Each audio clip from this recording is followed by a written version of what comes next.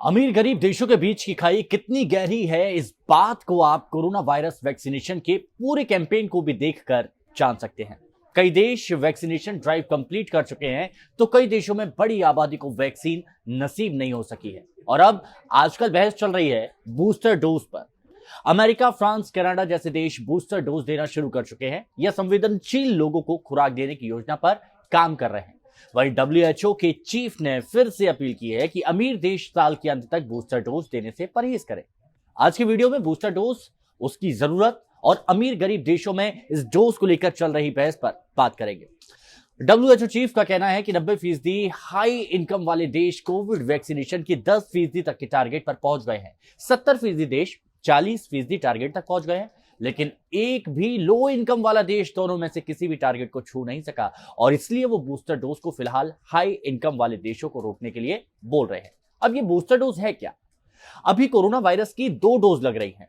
अब ऐसा भी हो सकता है कि गंभीर बीमारियों से घिरे लोग और दूसरे जो वल्नरेबल लोगों का इम्यून सिस्टम है उतना मजबूत नहीं हुआ हो कि कोरोना वायरस के खतरे से बच सके, तो ऐसे में इसका बूस्टर डोज दिया जाता है।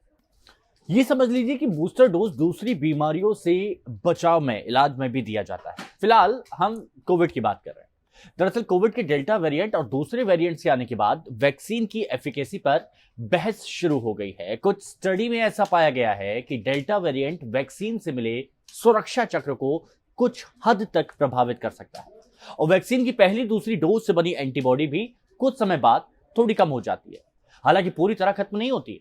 ऐसे में बूस्टर डोज की बात अब होने लगी है। बूस्टर डोज शरीर में वायरस का पता लगाने और उससे रक्षा के लिए शरीर को मजबूत करता है। बूस्टर डोज को पहली और दूसरी डोज लेने वालों को ही दिया जाता है और इसमें भी कुछ हफ्तों का कम से कम गैप होता है। उन देशों की बात कर लेते हैं जो बूस्टर डोज लगाना शुरू कर चुके हैं। फ्रांस ने 1 अगस्त से ऐसा शुरू किया। 65 साल से अधिक के लोगों और गंभीर बीमारी वाले लोगों के लिए अमेरिका के बाइडेन प्रशासन की तरफ से बूस्टर डोज की सिफारिश की गई है और इस महीने या अगले महीने वहां पर भी बूस्टर डोज शुरू हो सकती है। इसके अलावा चीन, जर्मनी, इजराइल जैसे देशों में बूस्टर डोज लगाने की तैयारियां शुरू हो गई हैं और बावजूद इसके कि डब्ल्यूएचओ ने पहले ही बूस्टर डोज से परहेज करने को कहा है। भारत की बात करें तो अभी यहां पूरी आबादी को दोनों डोज ही नहीं मिल सकी है और जिस लिहाज से वैक्सीनेशन कैंपेन चल रहा है उस लिहाज से वैक्सीन के लिए 96 करोड़ योग्य लोगों को इस साल के अंत तक वैक्सीन की दोनों डोज पाना बहुत मुश्किल नजर आ रहा है। भारत में बूस्टर डोज को लेकर national technical advisory group of immunization के चेयरमैन डॉक्टर N.K. अरोड़ा ने हाल ही में कहा था कि फिलहाल भारत में लोगों को बूस्टर डोज की जरूरत नहीं है। डॉक्टर अरोड़ा का कहना है कि बूस्टर डोज देने या नहीं, इसके लिए अभी पर्याप्त रिसर्च की जरूरत है। सारे आंकड़े और रिसर्च आने के बाद ही बूस्टर डोज की जरूरत पर कोई गाइडलाइन आ सकेगी।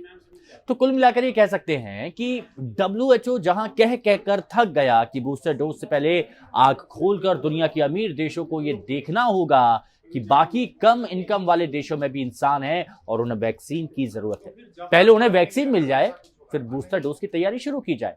लेकिन अमीर देशों के पास संसाधन की उपलब्धता है, टेक्नोलॉजी है, पैसा है, वो अपने हिसाब से काम करने लगे हैं। और ऐसे ही कई और जानकारी, कई और वीडियोस के लिए आप बने रहें टाइम्स नाउ भारत के डिजिटल प्लेटफॉर्म के साथ।